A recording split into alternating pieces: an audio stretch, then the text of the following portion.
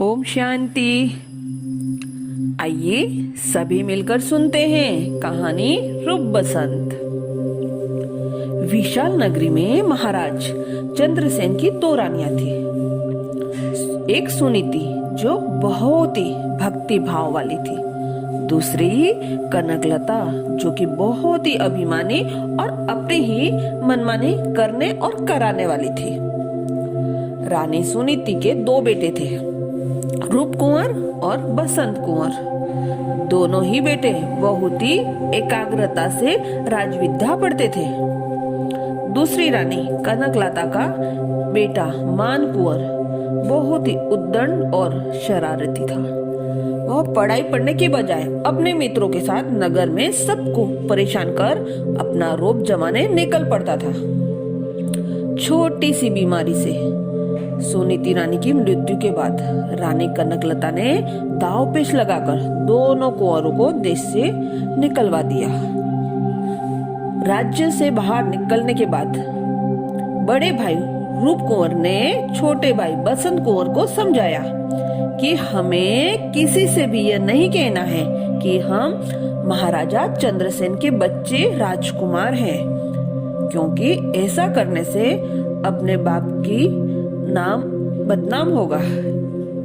ये दोनों भाई जहाँ काम करने जाते तो कोमल हाथों में छाले पड़ जाते, पर फिर भी सब कुछ चुपचाप सहन कर लेते थे।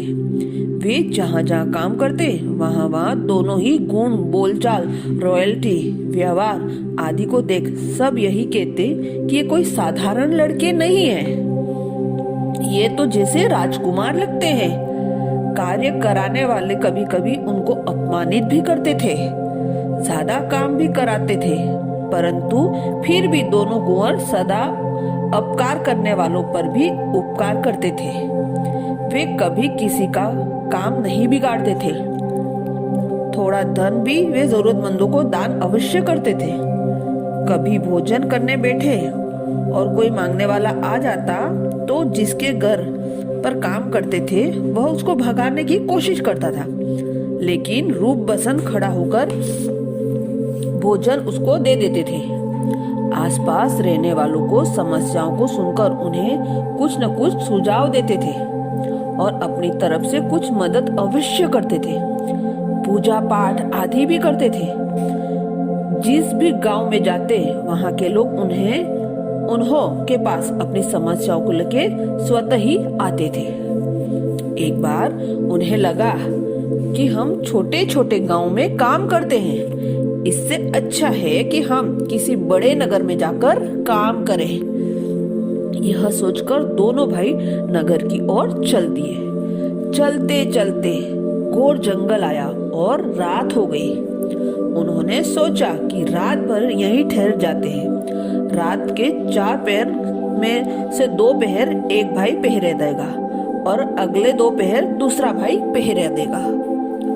ऐसा निश्चय किया। सबसे पहले बड़े भाई कुंवर ने छोटे बसंत कुंवर को सुला दिया। 2 पहर पूरे होने पर भी बड़े भाई की छोटू को जगाने की इच्छा नहीं हुई, लेकिन 3 पहर पूरे होते होते अचानक बसंत कुंवर को आंख खुल गई।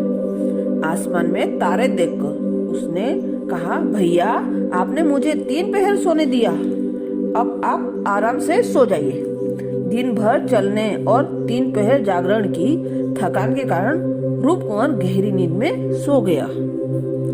बसंत कुंवर जाग रहा था। उस समय पेड़ पर तोता मैना आपस में बात कर रहे थे कि इस पेड़ पर 1 साल में सिर्फ एक ही फल पकता है, लेकिन यह फल ऐसा है कि जो इस फल को तोड़ेगा उसे विषैला नाग डसेगा और जो उसे खाएगा वह सुबह होते ही महाराजा बन जाएगा। लेकिन महाराजा बनते ही वह अपनी पुरानी याददाश्त भूल जाएगा। सिर्फ संस्कार इमर्ज रहेंगे। जब उसे कोई फिर से याद दिलाएगा तभी उसे पुरानी स्मृति आएगी। इसलिए आज तक कोई लोग ने यह फल खाने की कोशिश की, लेकिन उन्हें विषैला नाग डस गया। तोता मैना की ये बातें सुनकर बसंत कुंवर के मन में आया कि हम दो भाई हैं। रूप कुंवर ने ये बातें सुनी। रूप कुंवर ने ये बातें नहीं सुनी। तो ऐसा करूं कि इस फल को तोड़कर बड़े भाई को मैं खिला दूं ताकि वह महाराजा बन जाए, क्योंकि उसमें मेरे से भी ज्यादा प्रजा पालन के गुण हैं। वह प्रजा को बहुत सुखी रखेंगे। वह खुद फल खाकर महाराजा बन सकता था। फिर भी उसने फल तोड़कर तुरंत ही रूप कुंवर को जगाकर कहा, भैया इस पेड़ पर बहुत मीठे फल थे, मैंने तो बहुत खाए, अब एक ही बच्चा है, आप इसे खा लो। ऐसा कहकर रूप कुंवर को फल खिला दिया। थोड़ी ही देर में एक विषैला नाग आया और बसंत कुंवर को डसकर एक पल में वहां से चला गया। बसंत कुंवर बेहोश हो गया। तब रूप कुंवर उसे उठाकर पास की बहती नदी में किनारे पर ले गया और 10 वाले भाग पर थोड़ा सा चीरा लगाकर पांव को बहते पानी में रखा ताकि खून के साथ जहर भी पानी में बह जाए। थोड़ा सा उजियाला होने पर थोड़ी ही दूर पर नगर दिखाई दिया। वह किसी वेद को बुलाने के लिए उस ओर दौड़ पड़ा। उस नगर में राजा को कोई वारिस नहीं था। राजा की मृत्यु के बाद राजपुरोहित ने कहा कि पूरे राज्य के लोग नगर चौक में इकट्ठे हो जाए और हथनी जिस पर भी जल कलश रखेगी वही इस राज्य का नया राजा बनेगा। उस अनुसार पूरे ही राज्य के लोग नगर चौक में सुबह सुबह होने पर पूर्व पहुंच गए।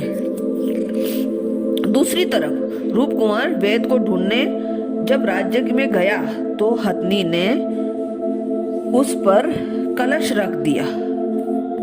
कलश का जल सिर पर पड़ते ही कुंवर की पिछली याददाश्त भूल गया। सिर्फ राजाई संस्कार इमज रहे।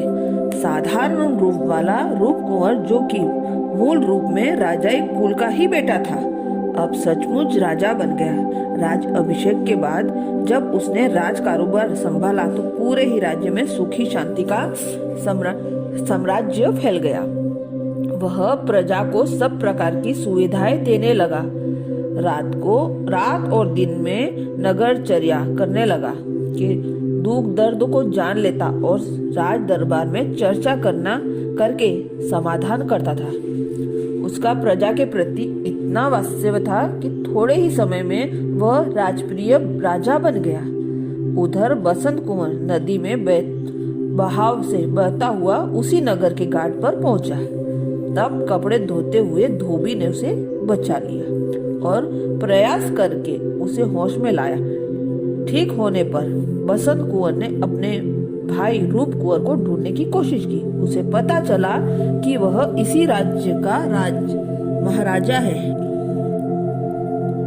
लेकिन उसे ये नहीं पता था कि पक्षी के कहने अनुसार कि रूप कुंवर सारी याददाश्त भूल गया और जब याद दिलाऊंगा तभी उसको याद आएगा। इसलिए ये युक्ति रचकर राज दरबार में पहुंच गया और वहां जाकर गीत सुनाया, जिसमें अपने जीवन की कहानी सुना दी। गीत सुनते सुनते महाराजा कुंवर को पुरानी स्मृति वापस इमर्ज हो गई और वह अपने भाई बसंत कुंवर को पहचान गया।